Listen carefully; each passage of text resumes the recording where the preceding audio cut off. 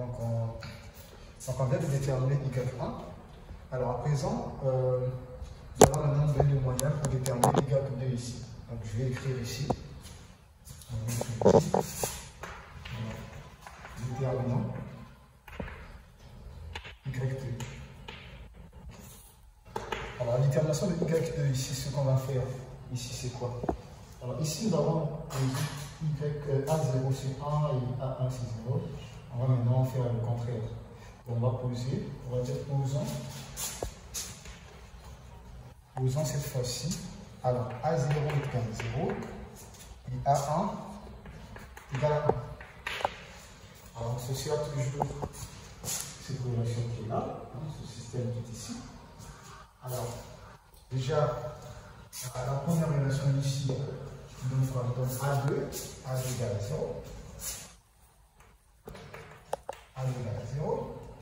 Alors ici, A3, donc 3.2.A3, donc 3 fois 2 fois A3, moins A0 égale à 0. Le A0 est égal à 0. Donc puisque A0 égale à 0, le A3 aussi est égal à 0. Donc ici, nous avons A3 moins 0. D'accord? Alors on vérifie cette relation.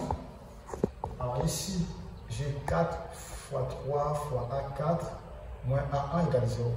Mais on me dit que A1, donc ce qu'on a posé ici, A1 est égal à 1. Donc je peux avoir la valeur de A4. Donc ici, alors A4 c'est quoi? C'est 1 sur 4 moins A.3. A4 plus que A1 est là. Voilà. Donc, je me sers toujours de cette relation qui est ici. D'accord? Donc, je vais écrire cette relation-là. J'écris ça là. Donc, la relation AK plus 2 est égale à 1 sur K plus 2. D'accord? 1 sur K plus 2, K plus 1. Point AK moins 1. Alors, pour obtenir les autres coefficients. Donc, je vais faire ça ici.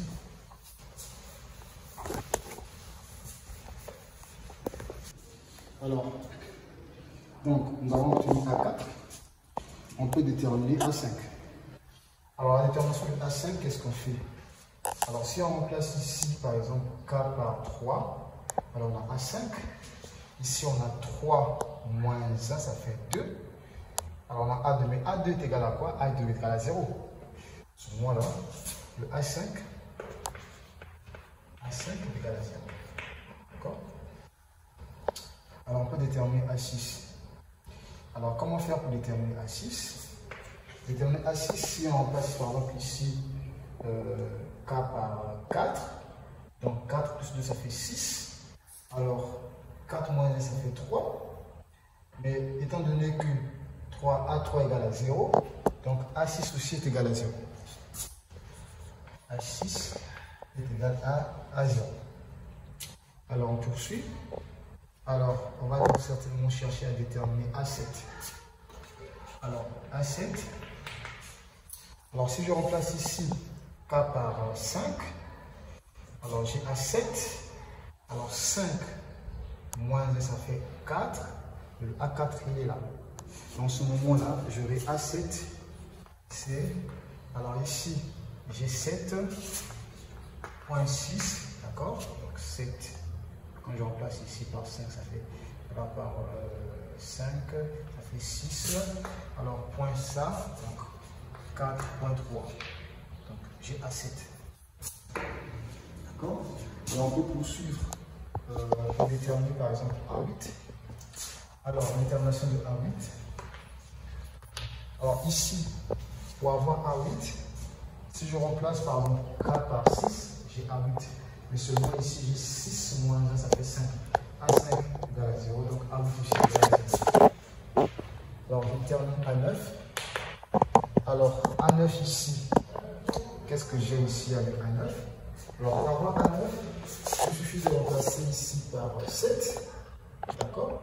Donc, j'ai 7 plus 2, ça fait 9.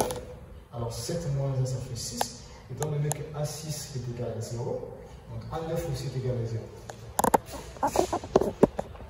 Alors nous allons déterminer A10.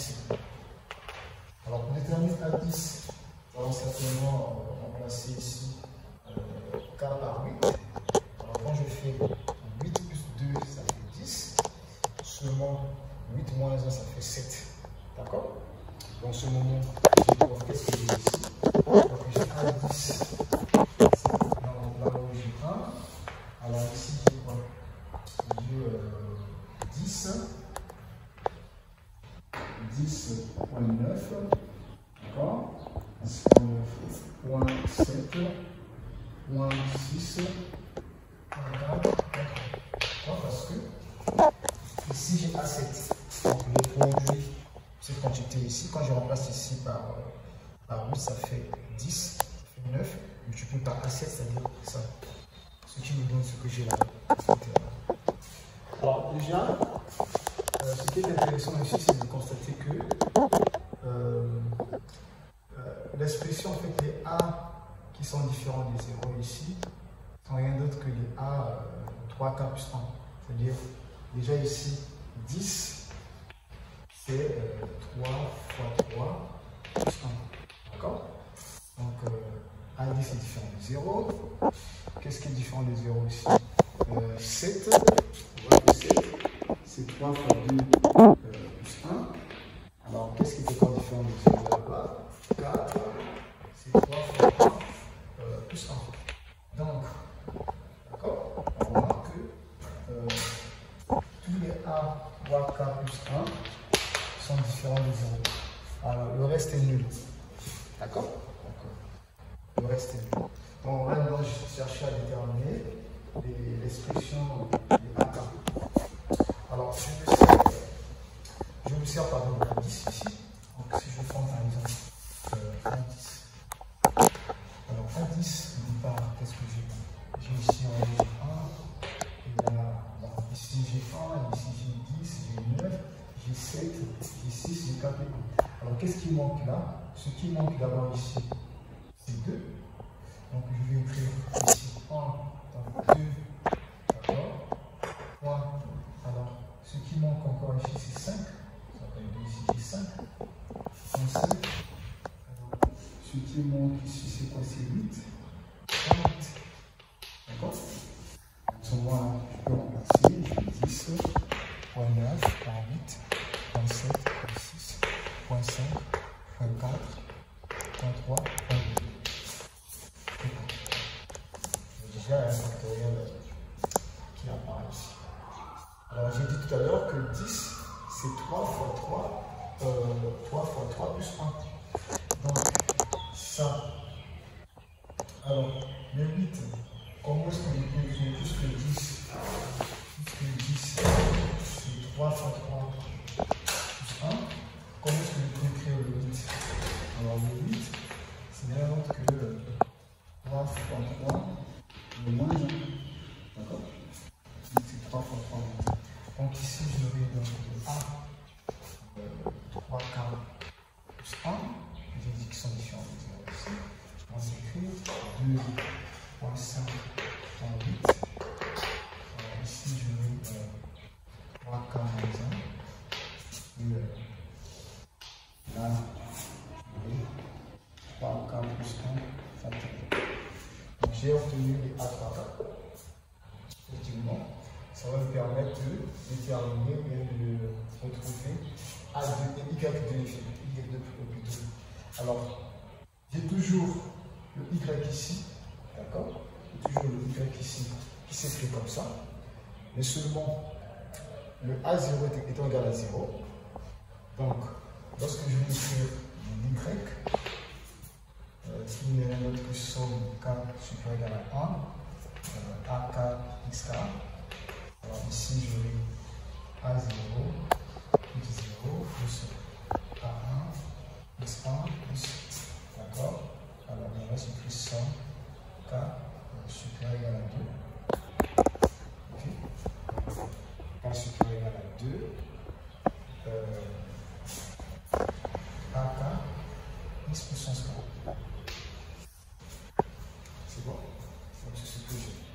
A super égal à 2, à K X puissance K. Donc ici, alors qu'est-ce que j'ai? Je peux donc, par exemple, déterminer le Y1. Donc je vais mettre Y1 ici sur la colonne. Donc là, c'est 3 fois 1 plus 1. Ok? Donc je vais écrire la A0, c'est 0. A1, c'est 1. Donc ça fait 1 plus somme. Alors c'est K supérieur égal à 1. Ok? A 3K plus 1. X puissance 3K plus 1. C'est comme ça que je traduis ça. Alors, lorsque je remplace maintenant ici, A3K plus 1 qui est ceci, d'accord, qui est ceci, d'accord. Donc j'ai le Y1, c'est X plus somme K supérieur égal à 1. Alors là, j'ai 2.5.8. Alors, j'ai 3K moins 1 sur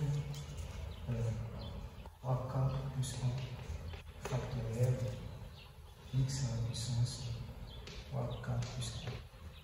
C'est Y1.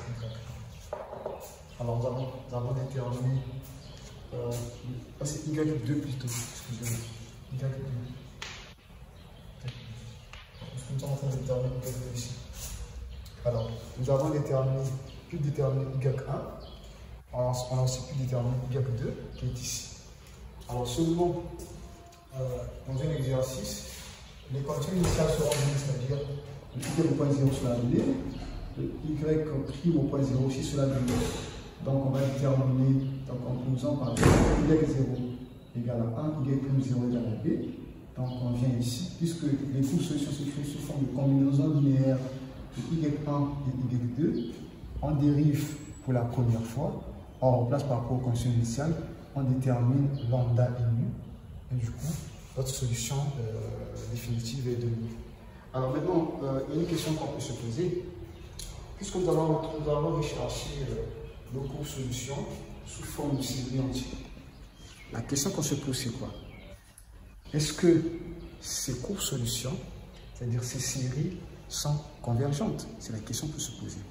Et moi, je peux l'affirmer. Pourquoi je peux dire que ces séries sont convergentes? Déjà ici. Si je me sers, par exemple, du critère de D'Alembert, d'accord? Le critère de D'Alembert, c'est que je vous demande d'aller faire. Donc, si je me sers, par exemple, si je prends, par exemple, la solution en ici.